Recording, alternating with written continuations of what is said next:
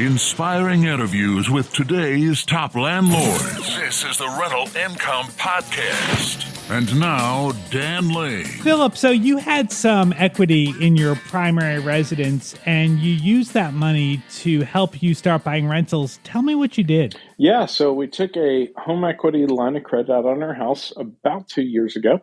And since then, we've built a portfolio of 30 units, roughly. Yeah, 30 units.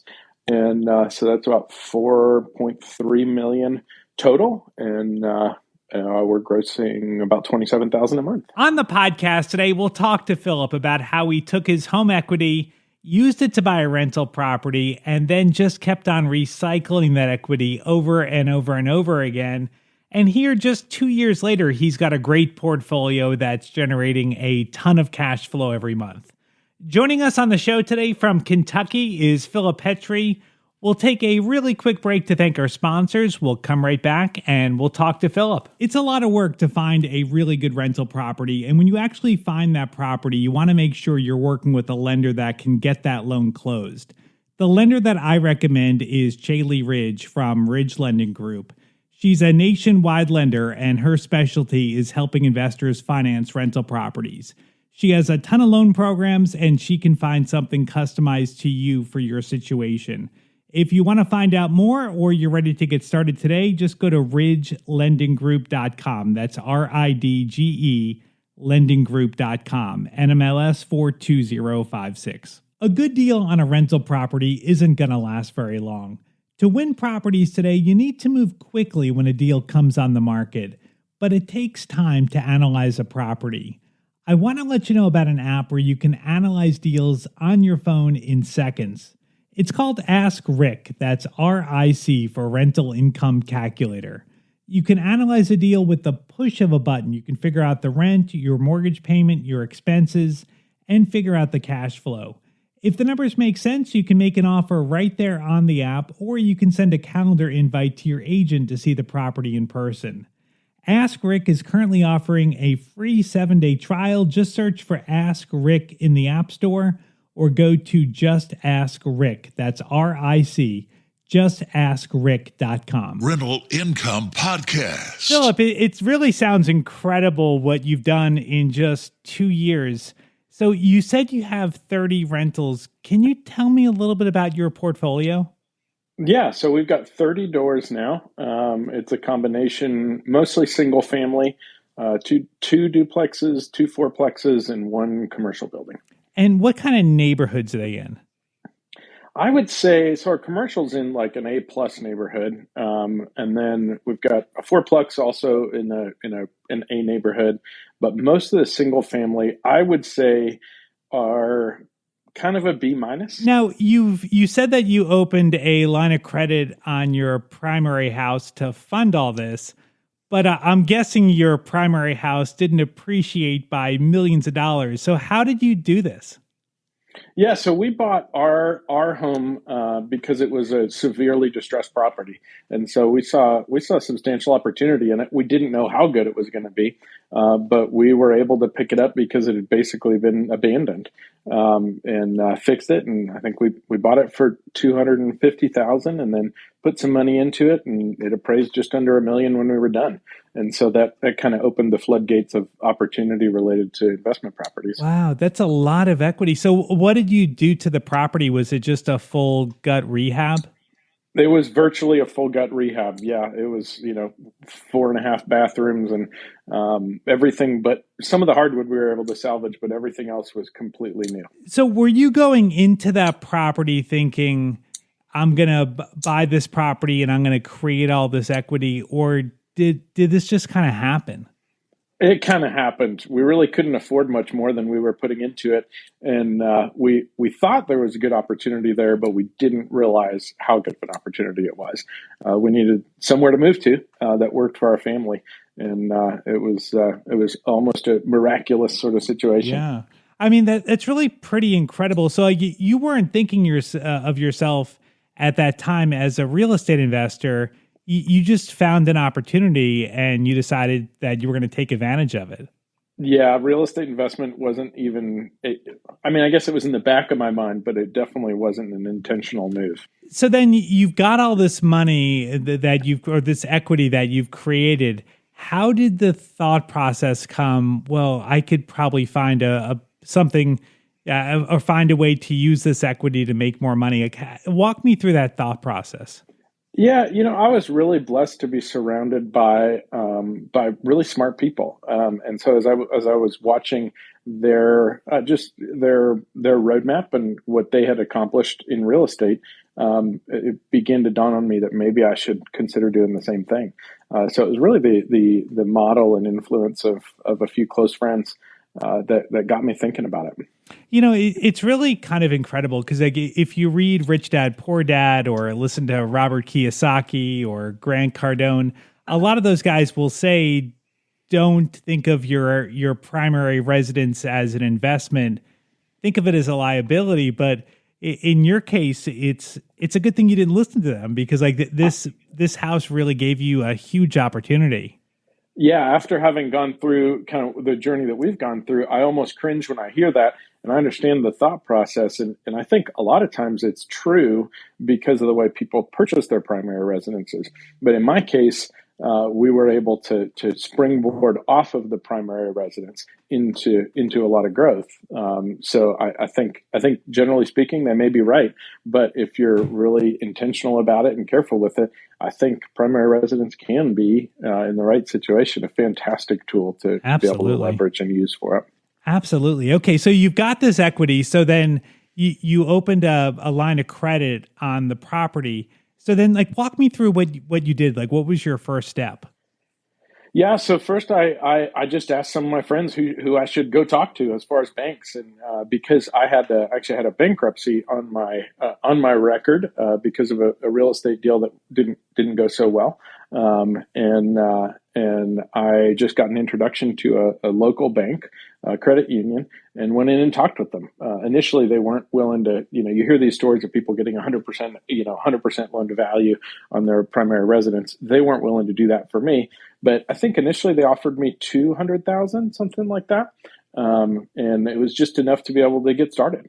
And I got to hand it to you, because a lot of people would think after a bankruptcy you're not going to be eligible to get credit, but it sounds like you didn't let that stop you. Yeah, no, we didn't, and we were fortunate to connect with the right bank. I think I probably talked to other banks, and I was really very upfront with them about our story and our background. But it wasn't as difficult as I would have expected. It just took some conversations. All right, so you get the $200,000, and then what did you buy? So the first week I bought two properties. One was kind of a turnkey rental that turned out to be okay. And the other one was from a wholesaler, bought a small single family for $45,000. That one we rehabbed right away, and we put 30 into it, and then it appraised. I think at the time it appraised at 115. Today it's probably worth about 130. And so we were all in for 75, and I thought, my goodness, this is going to work. I should do it again. And all that money came from that HELOC? Yes. For both properties. Okay, so you bought it essentially with cash. I mean, it's a line of credit, but as far as to the seller, it looks like cash. And then, so now you've got all your money tied up. So then, well, I did a quick cash out refi on the first one that didn't need to be rehabbed, and so we basically had all of our money tied up within a week. But we got it back pretty quickly. Okay, so then, on both properties, you ended up doing a cash out refi. Yep. Okay, so you get all the money and back. Walking away with more cash than we put into it. Ironically, it did not mean to do that. Well, I think we put 80% on both of them and walked away with money in our pockets. Wow. Okay, so then let's maybe walk through one of those properties. So say that the one that you fixed up. So you're all in. So you said you were all in at 75,000. Yep. Okay, and then what was your mortgage payment on that property when you refied? When you did the cash out refi? The mortgage payment on that one, I'm going to guess mortgage taxes and insurance were right around $600 a month. Okay. Something like that. And how much is that property rented for? That property is rented. It's actually under rented because I gave it to one of my handyman, and that one is rented for about $900 a month. Okay. So you've got about a $300 spread after the rent comes in. Now, I mean, obviously you're going to have vacancy from time to time. You're going to have repairs. How do you budget for that? I think early on I was budgeting a little bit more carefully. At this point, I've had absolutely zero vacancy issues, and I don't foresee them. One of my units I had to kick somebody out of recently, and I just put it up on Zillow, and I have more calls than I can even think about. So it's not that I don't budget for it. I plan for vacancy and maintenance in my initial purchase. But then beyond that, because I do complete rehabs on every property, I rarely have substantial maintenance issues, at least to this point. And then vacancies just haven't been an issue for me at all. Okay. So then with the cash flow, like say, I guess we're talking specifically about this property, but like say in general for your entire portfolio, do you just put that money aside so that when future repairs come up, you have that money, or are you spending that money? I track it, and so I really keep track pretty closely of it. But I actually take all of the income and put it back on the line that I'm still using that same line. It's larger today than it was, but I'm still using that line. And so I take every penny that I get and put it back on the line. And so there are times that I go in for a cash out refi and I realize I've got less on the line than I've got coming in for a property. And I've got another property that's midway through construction. And so instead of accruing interest on the line for properties that aren't cashed out on yet, I just assume put every penny back onto the line. Yeah, that makes sense. So that's kind of how I've done it. Not to say I don't keep track of it. I just don't. I don't really need the income off of it regularly. So then, as you've continued to build out your portfolio, so I mean, you bought 30 doors. Correct. So you said you've got some single family, you've got some like smaller multifamily. Are you like just basically doing the same strategy where you're buying a property with cash using the HELOC, and then after you buy the property, doing a cash out refi? I have done that for the majority of them. I've been able to establish some pretty good relationships with other banks. And so, I did one of our fourplexes. We actually did the cash out refi on the front end, and then they funded the construction up to 80% LTV. So that I didn't have to do another cash out refi on the back end. On my commercial building, we did that one with traditional financing, actually traditional non-recourse financing on that one. Okay. But all the rest of them, it's typically cash on the front end. And I find that really helps with wholesalers. And then even, deals that I come up with, it really helps just to expedite the closing process. And people like doing cash deals with no inspections. So it helps easier in my buying power. Yeah. I would say. Like, do you say everyone always says that when you're making a cash offer, you can sometimes negotiate a better deal. It's just a smoother transaction. Have you found that to be true? Absolutely, especially with wholesalers. What I've found is with wholesalers, when they really grow to trust you, and they trust that you're going to close when you say you're going to close, and you're not dependent on banks to process everything.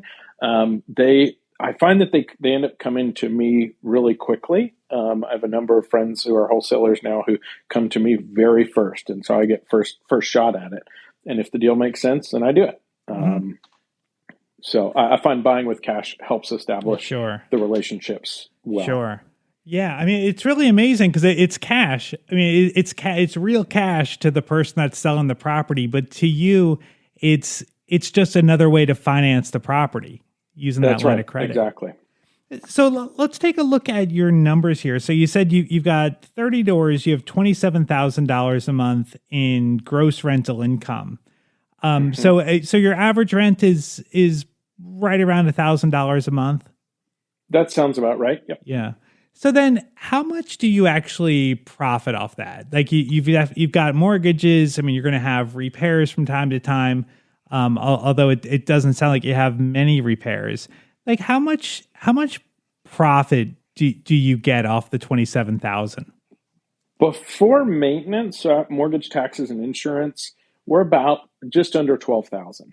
$12,000 a month. That's incredible. Yeah. Wow. Now, Awesome. not all of that necessarily comes to me because I've got 2 deals with partners. Okay. But that's the portfolio performs that way. And the way that you've been able to keep your expenses down, it sounds like you're rehabbing the properties up front. So when you buy the properties, you're doing a full rehab?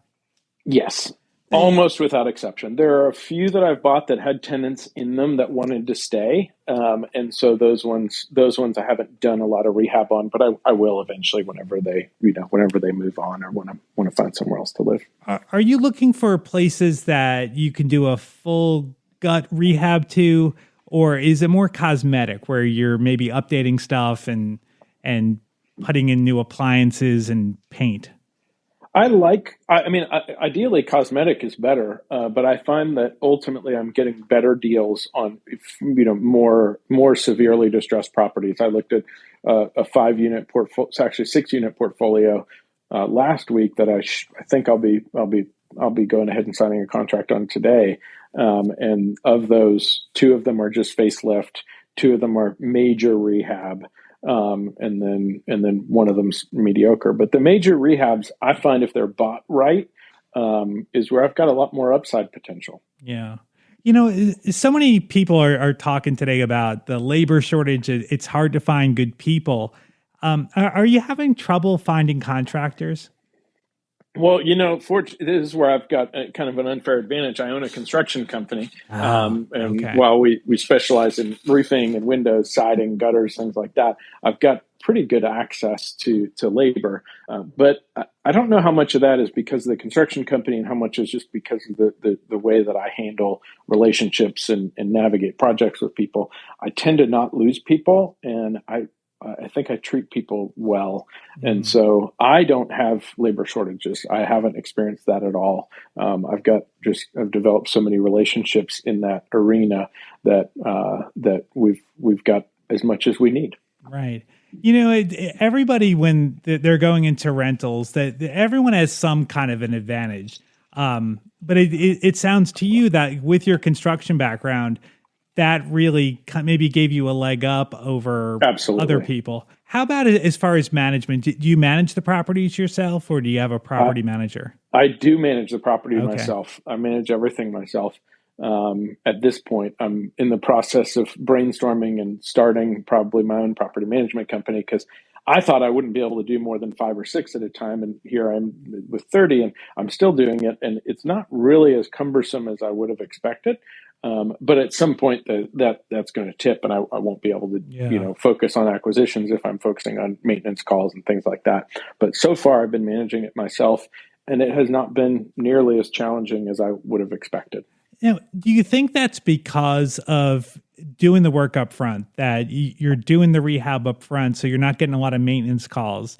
And then 100%. Yeah, 100%. Yep. And then the other thing is it seems like without much vacancy in your area right now, that you're able to kind of cherry pick the best tenants.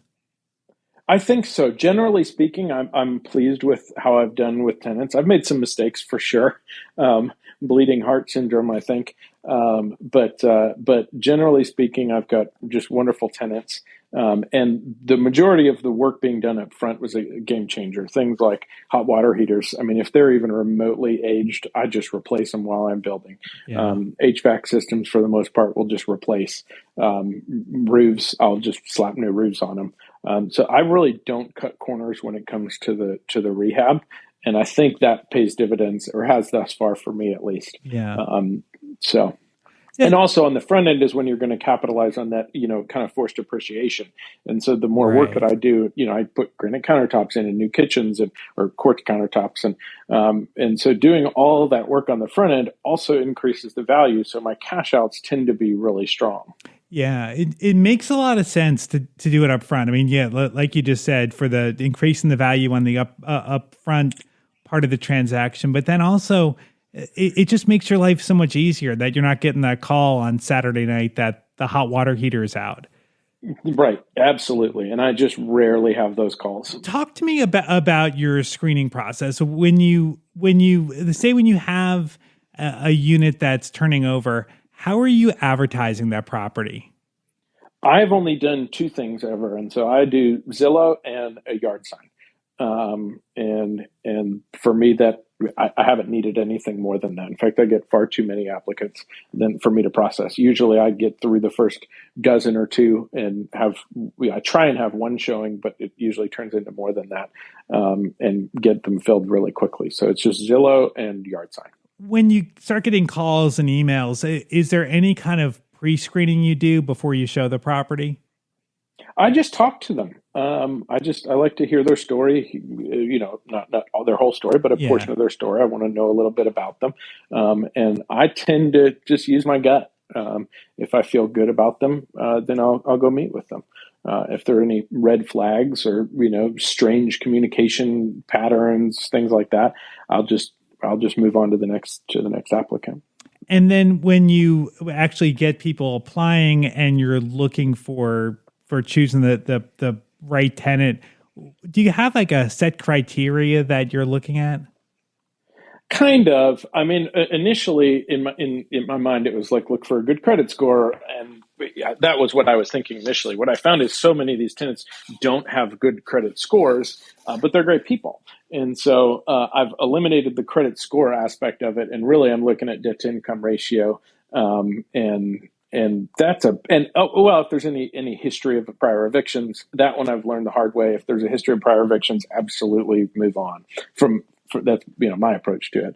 But so I'll look at I'll do a background check. Actually, I've been having them apply through Zillow recently, and that's been really nice to just get applications, and then I don't even really have to talk to people who haven't already submitted an application, and that's been really a really nice tool. Awesome. Well, Philip, it sounds like you've really done a great job. It's really incredible that you were able to do this with a HELOC. I mean, that's really just such a simple strategy, and I think it's really just a great way to grow a rental portfolio. It really is, and I think more people could do that if they're buying intentionally and strategically for that purpose.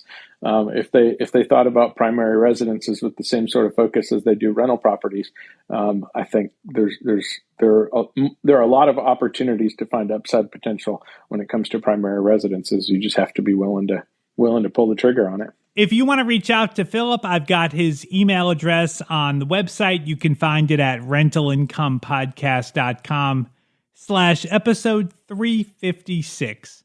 If Philip inspired you and you're ready to buy your first rental property or you want to add to your portfolio, the lender that I recommend is our sponsor today. It's Chaley Ridge from Ridge Lending Group. Chaley is a nationwide lender, and her specialty is helping investors finance rental properties. She has a ton of loan programs, including her no-doc loan, where she doesn't need pay stubs, bank statements, tax returns. She's just going to look at the deal. If the numbers make sense, she'll give you a fixed 30-year loan. The rates are a little bit higher than a traditional loan, but it's still a great deal. If you want some more information or you want to set up a time to talk to Chaley personally, just go to ridgelendinggroup.com. That's RIDGE, lendinggroup.com, NMLS 42056. Thank you so much for checking out the podcast today. Make sure you follow the show. We put out new interviews every single Tuesday, and if you press that follow button, you'll be notified as soon as new episodes come out. My name is Dan Lane, and this has been the Rental Income Podcast.